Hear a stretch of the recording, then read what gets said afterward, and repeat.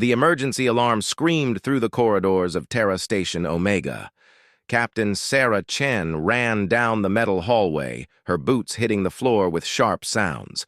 She had never heard the station's emergency system before.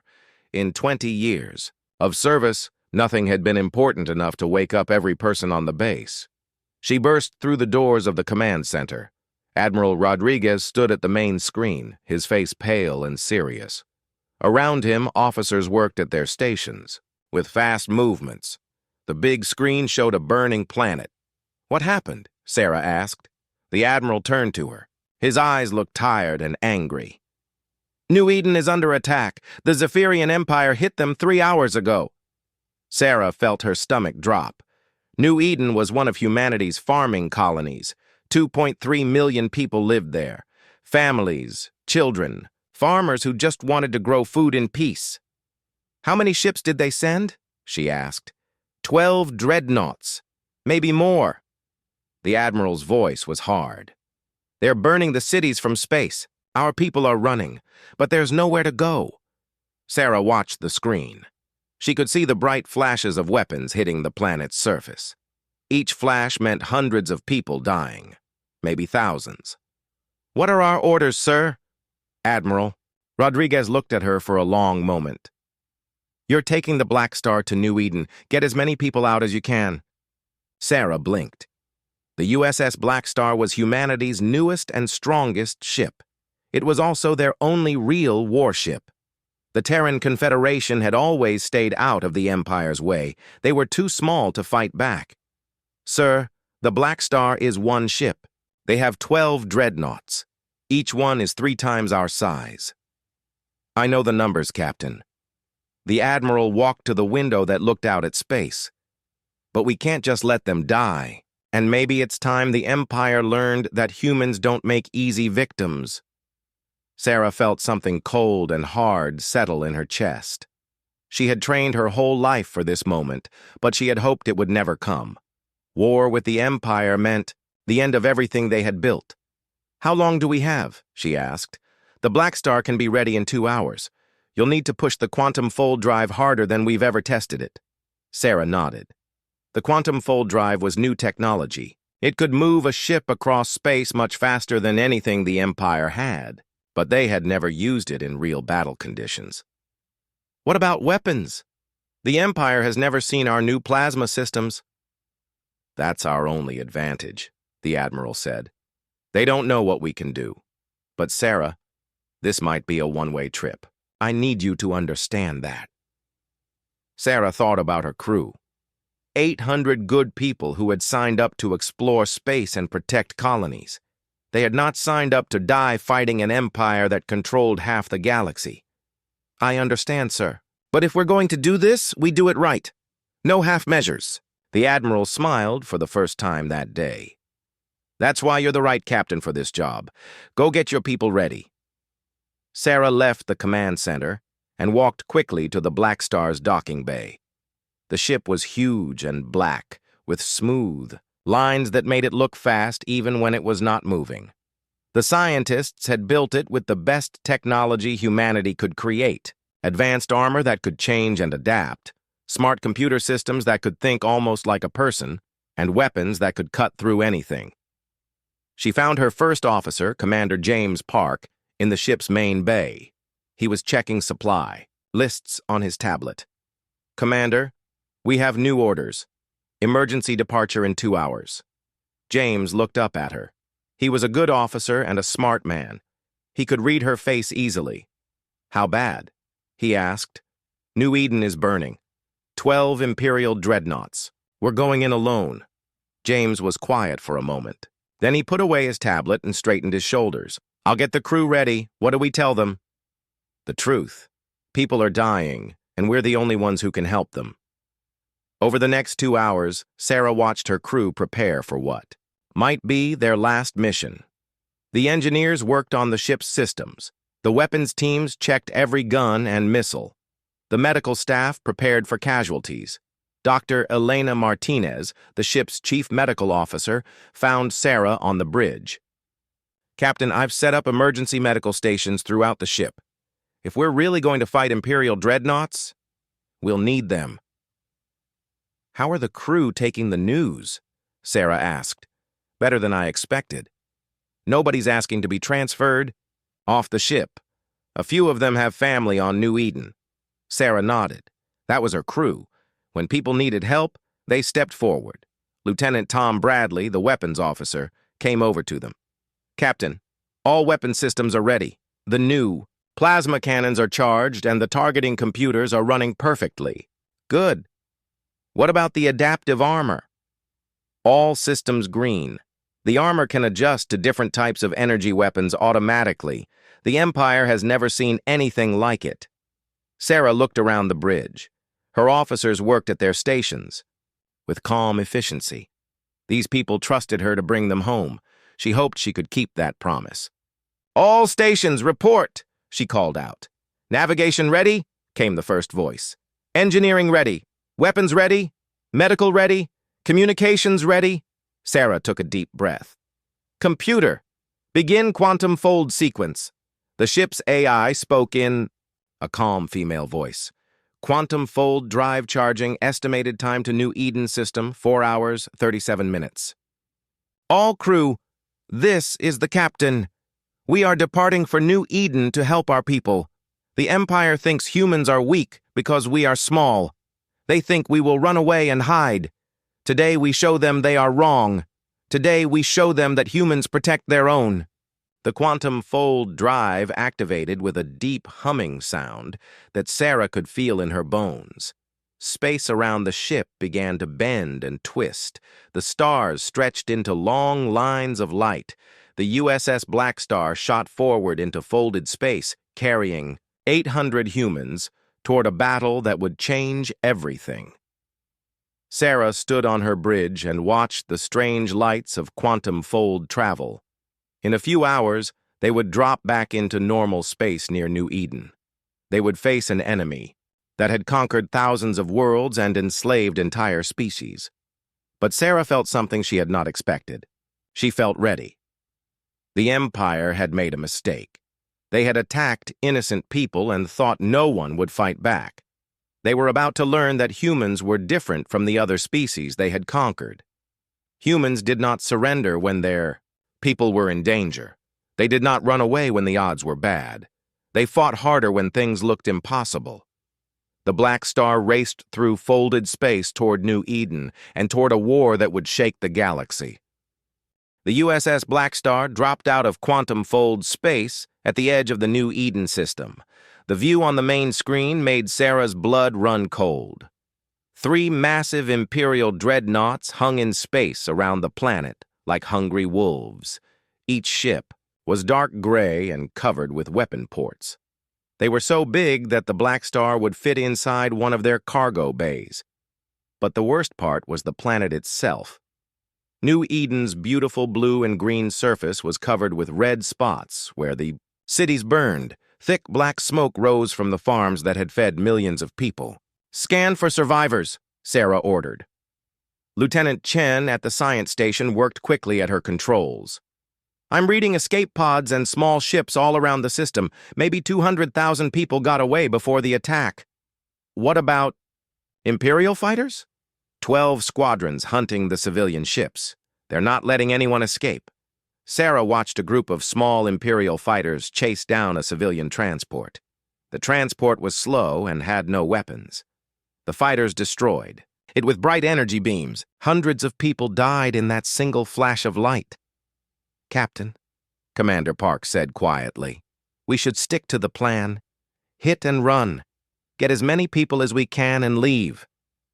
Sarah stared at the burning planet. The plan was smart, safe. They could save some people and live to fight another day. But safe plans did not stop empires. No, she said, we're going to kill those ships. The bridge went quiet. Everyone stared at her. Captain, Dr. Martinez said, those are Imperial dreadnoughts. Each one has more firepower than our entire fleet back home. And they think that makes them safe. Sarah turned to her weapons officer. Tom, what's our advantage? Lieutenant Bradley checked his screens. Our plasma weapons can charge faster than their energy shields can adapt. Our armor is completely unknown to them. And our AI can process battle data faster than their organic crews. Navigation, plot an attack course, take us in fast and hard. Captain, Commander Park stepped closer. This is suicide. Sarah looked at him. James, what did we swear when we put on these uniforms? To protect humanity from all threats. Right. Now, humanity's biggest threat is the idea that we're weak, that we'll run when things get dangerous. If we run today, the Empire will keep coming. They'll burn every human world until there's nothing left. She turned to address the whole bridge. But if we stand and fight, if we hurt them, the whole galaxy will see it. Every enslaved species will know the Empire can bleed. Commander Park nodded slowly. All stations, prepare for battle. The Blackstar moved toward the Imperial ships like a hunting shark. The dreadnoughts were busy destroying escape pods and did not see the human ship coming. Range in 30 seconds, navigation reported. Weapons, target the closest dreadnought. Hit their shield generators first. Targeting solution locked. Fire. The Blackstar's plasma cannons lit up space with bright blue energy. The beams hit the Imperial ship's shields and burned through them like hot knives through butter. The dreadnought's shields collapsed in seconds. Impossible, one of the bridge officers whispered, but Sarah was already giving the next order. Hit. They're weapon ports. Don't let them shoot back. More plasma beams reached out from the Blackstar. They found the weapon systems on the dreadnought's hull and melted them into scrap metal. The massive Imperial ship suddenly had no way to fight. The other two dreadnoughts turned toward the Blackstar. Their captains were probably confused and angry. No ship this small should be able to hurt them. Incoming missiles, Lieutenant Bradley reported. 60 nuclear warheads. Activate adaptive armor. All power to defense. The Blackstar's hull began to change. The metal became darker and developed strange patterns. When the Imperial missiles hit, the explosions looked like bright flowers blooming against the ship's side. When the light faded, the Blackstar was still there, not even scratched. Impossible, Dr. Martinez said. Those were direct nuclear hits. The armor absorbed the energy and spread it across the whole hull, Bradley explained. The Empire has never seen adaptive materials before. Sarah smiled. There, turn to be surprised. Target the second ship. Full power to weapons. The Blackstar struck again. This time the plasma beams hit the dreadnought's engines. The massive ship began to spin out of control as its power systems failed. But the third Imperial ship was ready now. Its captain knew this small human vessel was dangerous. Energy beams from dozens of weapons hit the Blackstar at the same time. The ship shook hard. Lights flickered on the bridge. Armor holding, Bradley reported. But we can't take many more hits like that. Then we end this now. Navigation, take us in close. Ramming speed. Captain, what are you doing? Commander Park asked. Something they won't expect. The Blackstar shot forward toward the third dreadnought. The Imperial ship fired everything it had. Energy beams and missiles filled space between the two ships, but the Blackstar's adaptive armor held. The AI systems managed the ship's defenses faster than any human could think. Every hit made the armor stronger and better at stopping the next attack. At the last second, Sarah gave a new order. Emergency stop. All weapons, point-blank range. The Blackstar stopped just meters from the dreadnought's hull. At this range, the Blackstar's plasma weapons could not miss. They fired straight into the Imperial ship's bridge and engine rooms. The dreadnought broke apart in a ball of fire and metal. Status report, Sarah called out. First dreadnought is dead in space. Second one is running with major damage. Third one is destroyed, Bradley reported. Any sign of reinforcements? Long-range sensors show clear space. We have maybe 6 hours before more Imperial ships arrive.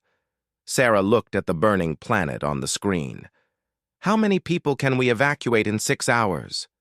If we work fast, maybe 50,000, Commander Park said. Then we work fast. Begin rescue operations. Over the next 6 hours, The USS Blackstar became a rescue ship. Shuttles flew back and forth between the ship and the escape pods scattered through space. The cargo bays filled with frightened families and injured farmers. Dr. Martinez and her medical team worked without stopping. They treated burns from the bombing and helped children who had lost their parents. Sarah walked through the crowded cargo bays. She saw an old farmer holding his grandson. The boy could not have been more than 5 years old. "Thank you," the old man said when he saw her uniform. "We thought nobody was coming." "We don't leave our people behind," Sarah told him. But even as she said it, Sarah knew they were leaving millions behind. Most of New Eden's population was dead or trapped on the burning planet. "Captain," Lieutenant Chen called over the ship's speakers, "I'm reading quantum signatures at the edge of the system. Imperial reinforcements incoming." Sarah hurried back to the bridge. The main screen showed 20 new ships dropping out of hyperspace. Not just dreadnoughts this time, battleships, cruisers, and fighter carriers. "Time to go," Commander Park said. Sarah nodded. "Navigation. Prepare quantum fold jump. All shuttles, return to the ship immediately." The last few rescue shuttles raced back to the Blackstar as the Imperial fleet moved toward them. Sarah could see the enemy ships getting bigger on the screen. "Jump ready," navigation reported. "All crew and passengers, prepare for quantum fold. Execute jump." Space twisted around the Blackstar again. The stars became lines of light as the ship shot away from New Eden toward safety. But they were not running away. They were carrying something more important than just refugees. They were carrying proof that the Empire could be beaten. News of the battle spread through secret channels across the galaxy. The story grew with each telling. A single human ship had destroyed 2 Imperial dreadnoughts and damaged a third. The Empire's best weapons could not even scratch its armor. On 100 enslaved worlds, people whispered the story to each other.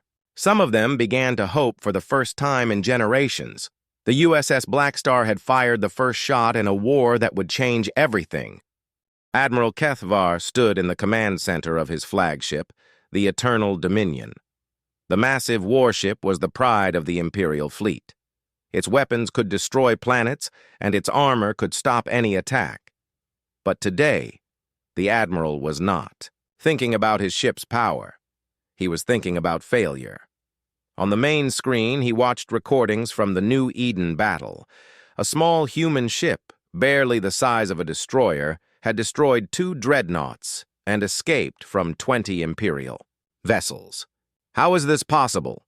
he asked his intelligence officer. "Their technology is completely unknown to us, Admiral. The armor appears to adapt to our weapons.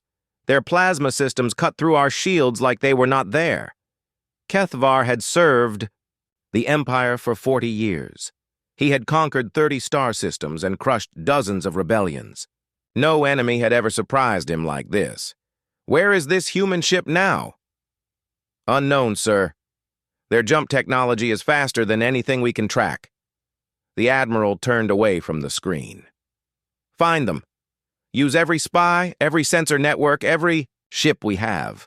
The humans have made the Empire look weak. That cannot be allowed." "Yes, Admiral. What are your orders when we find them?" "Total destruction. No survivors." But the USS Blackstar was not hiding. Captain Sarah Chen had decided that running would only delay the inevitable. If the Empire wanted a war, she would give them one they would never forget. The Blackstar appeared at the edge of the Kepler shipping lanes. This was one of the Empire's main supply routes. Cargo ships carried food, weapons, and raw materials between conquered worlds. "Target the supply convoy," Sarah ordered. "Hit the escort ships first." The convoy had 6 cargo ships protected by 2 Imperial cruisers. The cruisers were smaller than dreadnoughts, but still dangerous. The Blackstar struck from the darkness of space. Its plasma weapons destroyed the first cruiser before it could even raise shields. The second cruiser managed to send a distress signal before the Blackstar's missiles tore it apart. "Cargo ships are surrendering," Lieutenant Bradley reported. "Board them." Take any useful supplies and let the crews go in escape pods. Commander Park looked confused. We're letting them live? We're not the Empire, Sarah said. We don't kill people who can't fight back. The boarding teams found the cargo ships full of weapons and food meant for Imperial military bases. They transferred everything useful to the Blackstar and released the crews. Over the next month, the Blackstar hit 7 more convoys.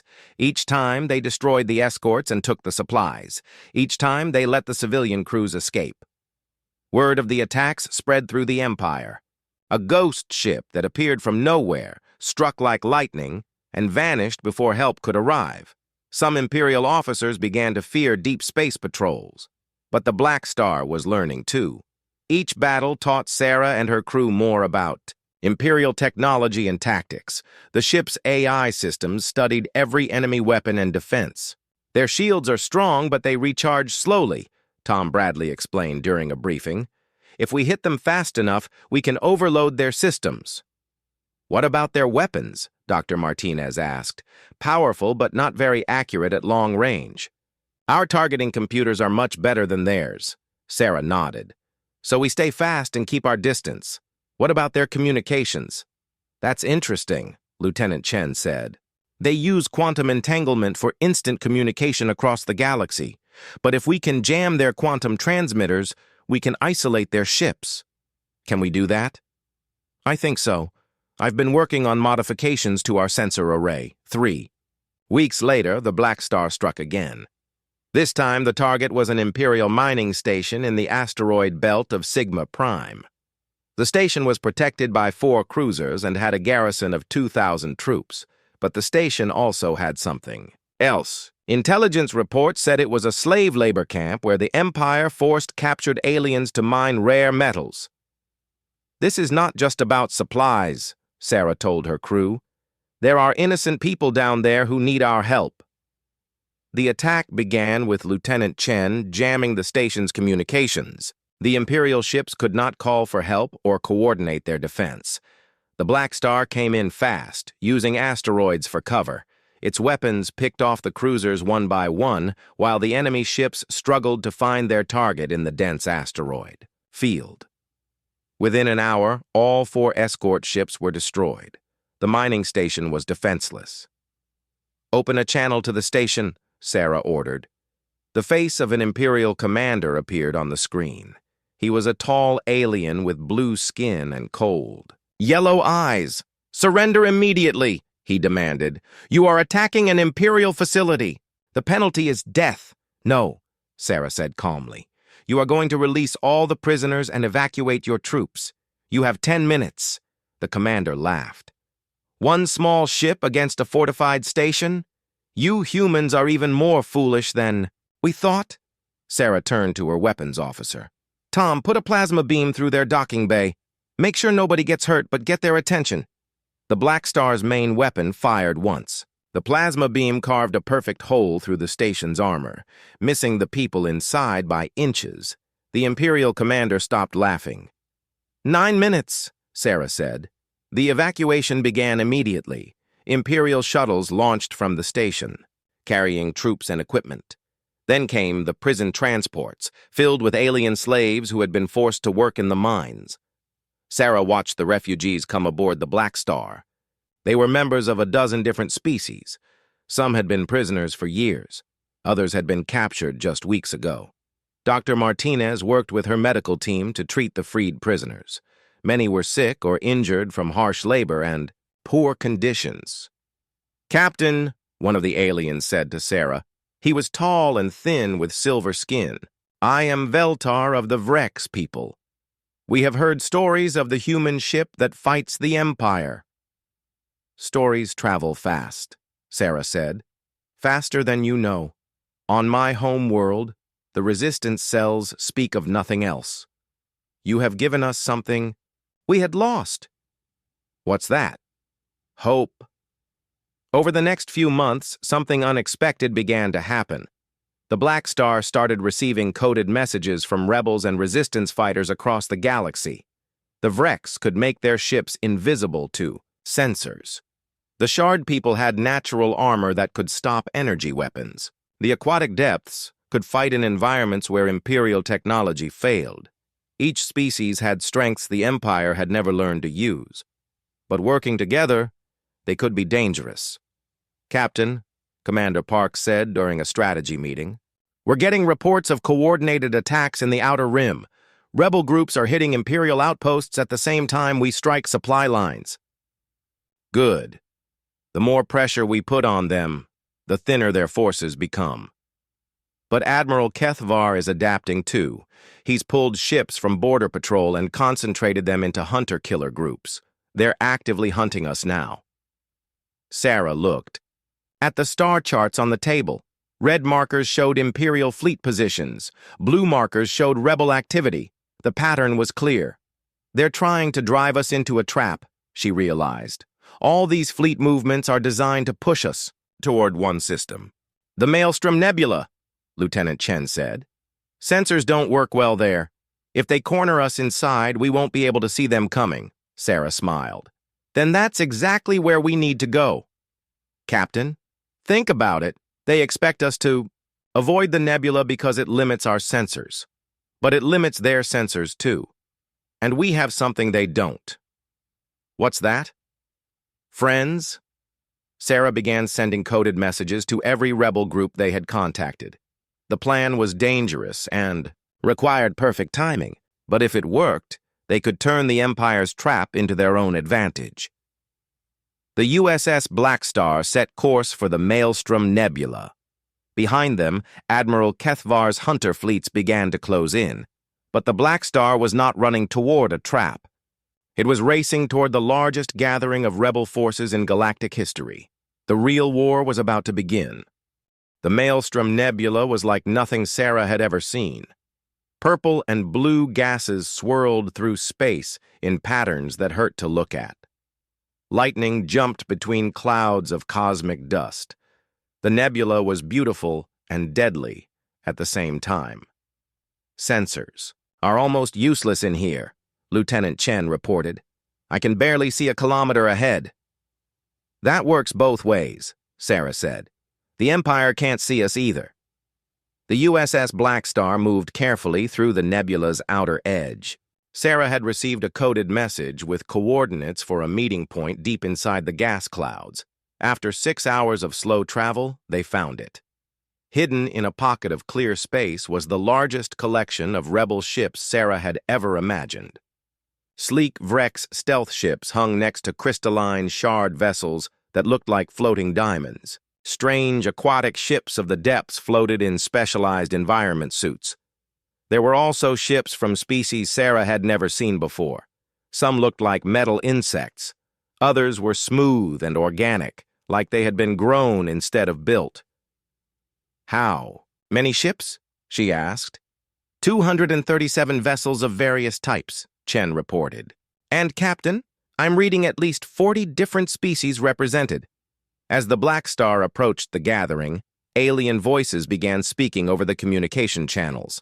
Most spoke languages the ship's computer could not translate. But the tone was clear. They were excited to see the human ship. "USS Blackstar. This is Captain Zoreth of the Vrex resistance ship Shadow Wing. We have been waiting for you." Sarah opened a channel. "This is Captain Chen. I'm honored to meet you, but I think there's been a mistake. We're just one ship. One ship that has done what no one thought possible. You have proven the Empire can be defeated." A new voice joined the conversation. This one was deeper and sounded like rocks grinding together. "I am War Leader Granite Shard of the Crystal Ships. My people have fought the Empire for 200 years.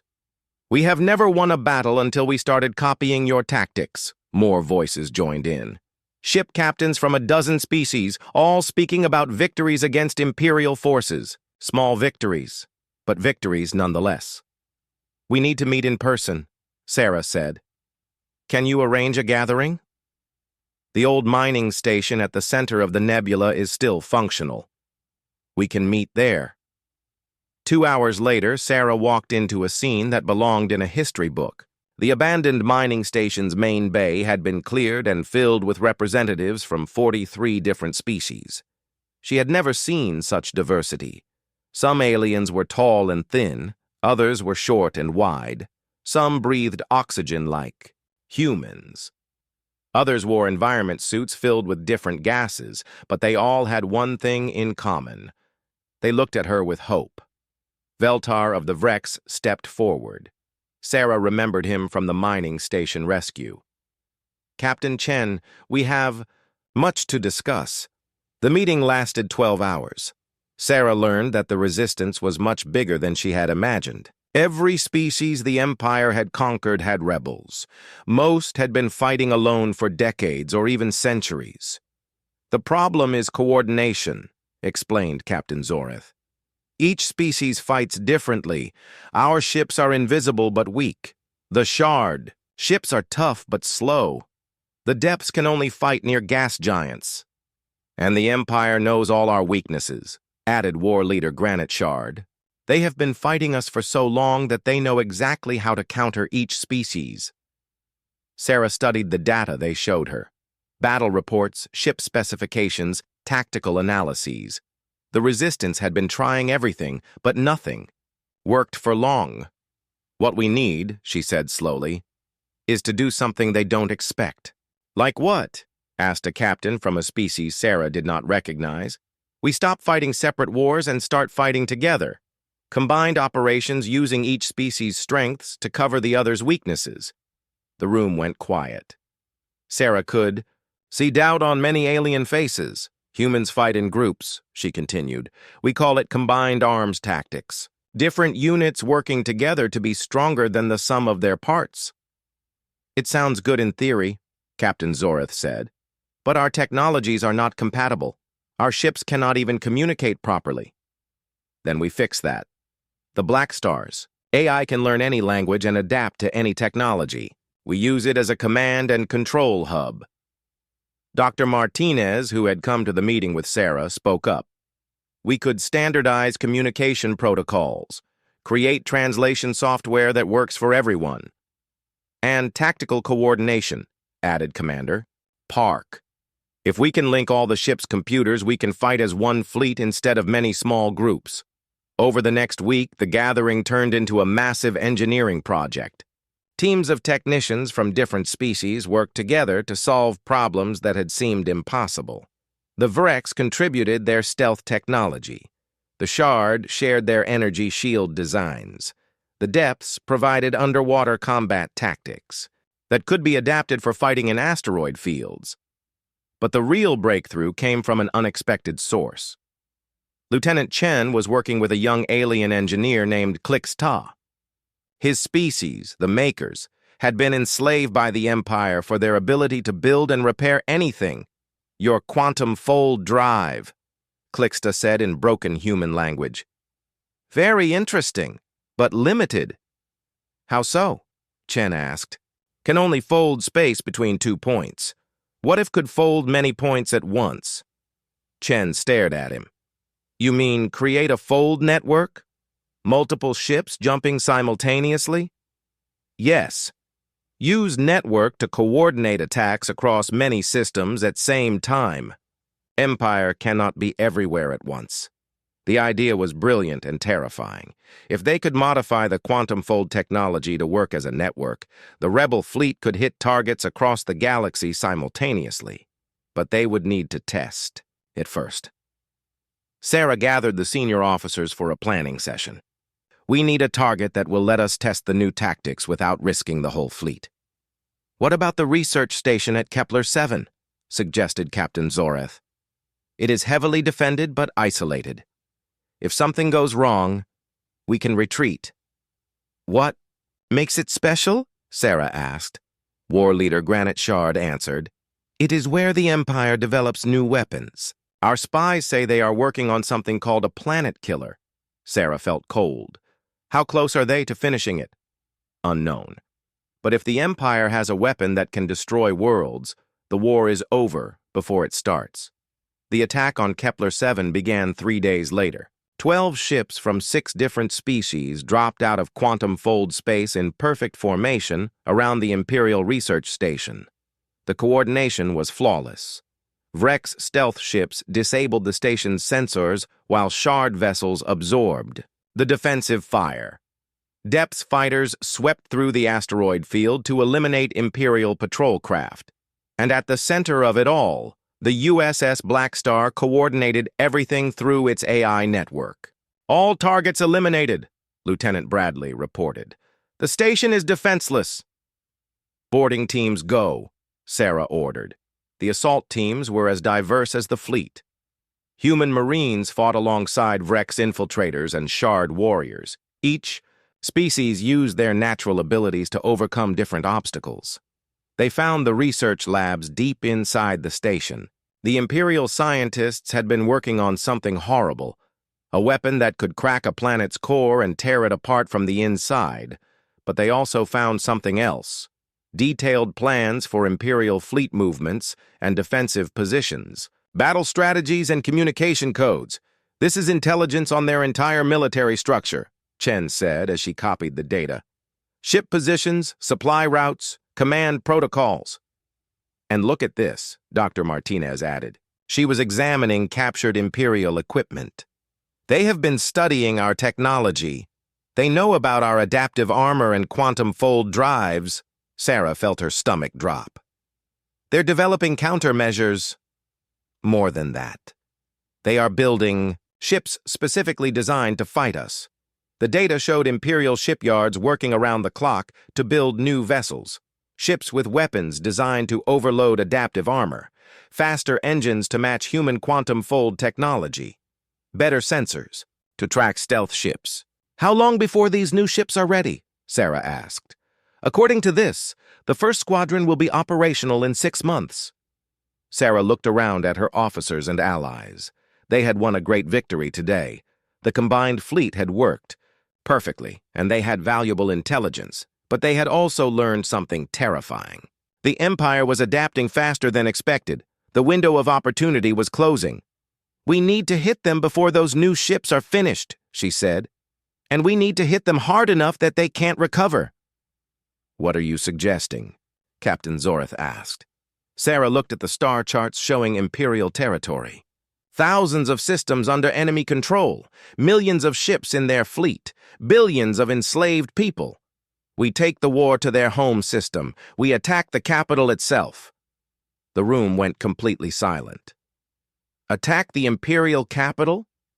It was. The most heavily defended system in the galaxy.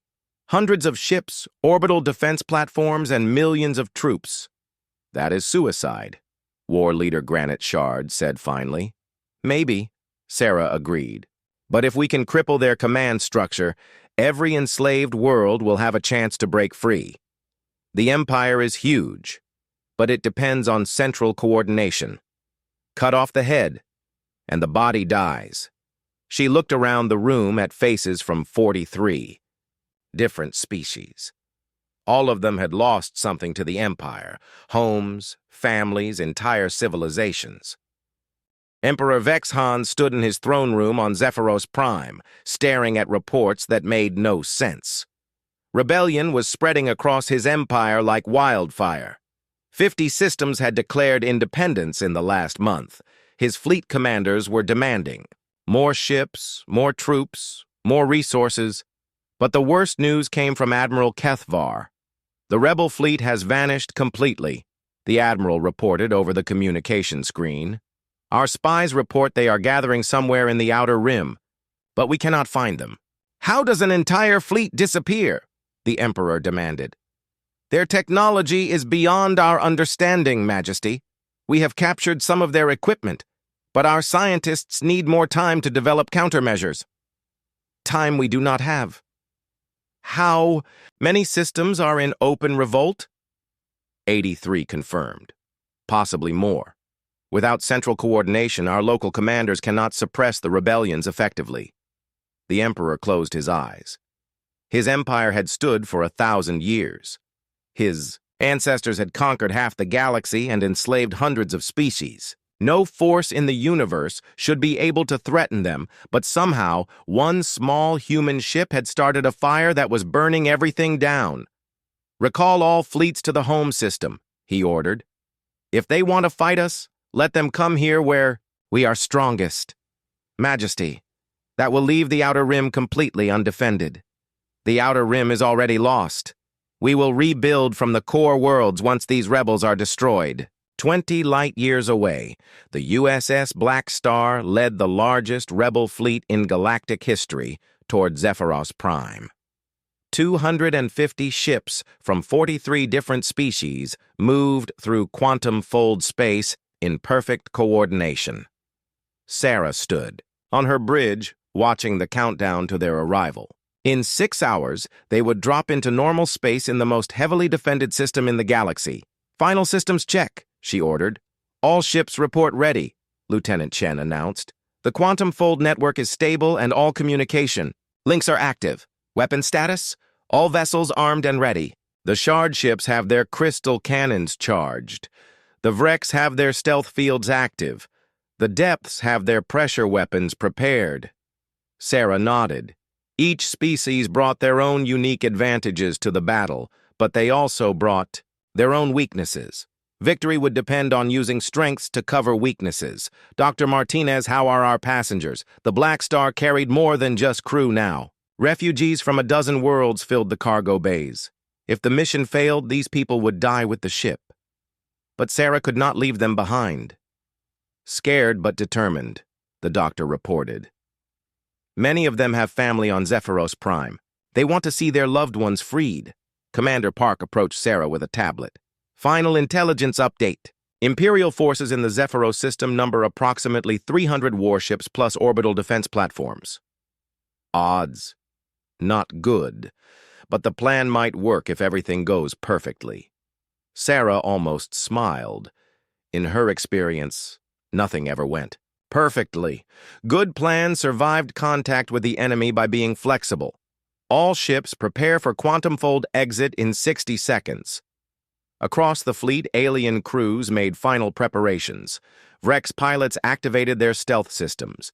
Shard warriors checked their crystal armor. Depths fighters filled their ships with dense atmosphere, and in the command center of every vessel, translation computers linked them all together through the Blackstar's AI network. 10 seconds, Chen announced.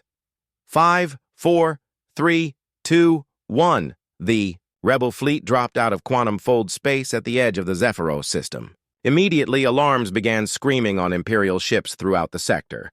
The sight before them was overwhelming. Zephyros Prime hung in space like a jewel, surrounded by 3 rings of orbital defense stations. Each station was the size of a city and armed with weapons that could destroy continents. Between the planet and the rebel fleet, the Imperial home fleet waited in battle formation. Massive dreadnoughts, fast cruisers, and clouds of fighters, more firepower than most species had ever seen in one place. "All ships, execute attack plan Alpha," Sarah broadcast. The rebel fleet split into 3 groups. The Vrex stealth ships vanished. From sensors as they moved to attack the orbital stations, the Shard vessels formed a heavy assault group to smash through the Imperial battle line. The remaining ships, led by the Blackstar, would strike directly at the planet's command centers. Admiral Kethvar watched the rebel fleet's movements from his flagship. He had studied their previous battles and thought he understood their tactics. He was wrong. The first surprise came when the Vrex ships reappeared inside the defense perimeter. Their stealth technology had improved since the last intelligence reports. They struck the orbital stations from behind, hitting weapon ports and shield generators with surgical precision. The second surprise was the Shard ships. Instead of charging straight ahead as expected, they used the chaos at the defense stations to slip through gaps in the Imperial formation. Their crystal hulls absorbed energy weapon fire and converted it to power their own weapons. But the biggest surprise was the Blackstar itself. Sarah had studied the intelligence data captured from Kepler-7. She knew the Empire had developed new weapons designed specifically to fight her ship. Admiral Kethvar's flagship carried experimental plasma disruptors that could overload adaptive armor. so she had Dr. Martinez and Lieutenant Chen develop a counter-surprise. Tom, target the Admiral's flagship. Full power to our main weapon. Captain, their new shields can absorb our plasma beams. Not this one.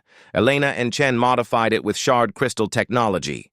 Fire. The Blackstar's main weapon had been rebuilt using crystalline focusing arrays donated by their allies.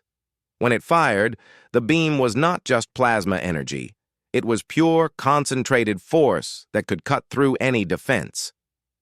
The beam struck Admiral Kethavar's flagship and carved through its hull like a hot knife through ice. The massive warship broke in half and exploded in a ball of fire. The Imperial fleet wavered. Their commander was dead, and the orbital defenses were failing. Some ships began to retreat toward the planet. But Sarah was not done. All ships, final phase. Target the command complex on the planet's surface. This was the most dangerous part of the plan. To strike the Imperial Command Center, the rebel ships had to enter the planet's atmosphere and face ground-based defenses. The Blackstar led the way, diving through the upper atmosphere like a falling star. Behind it came ships from 43 different species, all united in their determination to end the Empire's tyranny. The ground defenses opened fire. Energy beams and missiles filled the sky. Several rebel ships were hit and crashed into the planet's surface, but the attack continued. The Imperial Command Complex was a massive structure in the planet's capital city. It housed the government, military command, and the Emperor himself. Sarah knew that destroying the building would kill thousands of people, including many who were not soldiers. But she also knew that the Empire would never stop enslaving innocent people as long as its leadership survived. "This is for every world you burned," she whispered, and gave the order to fire. But instead of weapons, the Blackstar fired something else. Communication jammers filled the air around the command complex. Hacking programs invaded the Imperial computer networks. Translation software began broadcasting messages in hundreds of languages. "People of the Empire," Sarah's voice echoed. "Across the planet's surface, you have been lied to. Your government tells you that other species are inferior, that humans and aliens deserve to be enslaved. But we are here to offer you a choice. Join us in building a galaxy where every species is free, or continue to serve masters who see you as nothing more than tools." The effect was immediate. Across the planet, members of enslaved species began to rise up. Imperial troops found themselves fighting not just the rebel fleet, but their own population. In the command complex, Emperor Vexhan watched his empire crumble in real time. Reports flooded in from across the galaxy. Systems declaring independence. Fleet commanders switching sides. Entire star sectors in open revolt. "Majesty," one of his advisors said, "perhaps we should consider surrender." The Emperor turned to stare at him. "Surrender? To inferior species and human barbarians? The alternative is the complete destruction of our civilization." Before the Emperor could respond, the wall of the throne room exploded inward. Rebel soldiers poured through the breach. Humans and aliens fighting side by side. Sarah Chen walked into the throne room, her uniform scorched and her face grim. Behind her came representatives of the 43 rebel species. "Emperor Vexhan," she said formally, "by the authority of the Free Galactic Alliance, you are under arrest for crimes against sentient life." The Emperor laughed bitterly. "Free Galactic Alliance, you have won one battle. The Empire has 1,000 worlds." "Had," corrected Captain Zoreth of the Vrex. "Most of them declared independence while you were watching our ships." War leader Granite Shard stepped forward. "Your commanders have surrendered rather than fight their own people." Sarah looked around the throne room. Tapestries showed the Empire's conquests over 1,000 years. Statues depicted alien species kneeling before imperial might. "This ends now," she said. "No more slavery, no more conquest. The galaxy belongs to everyone who lives in it." The Emperor was silent for a long moment. Then he asked, "What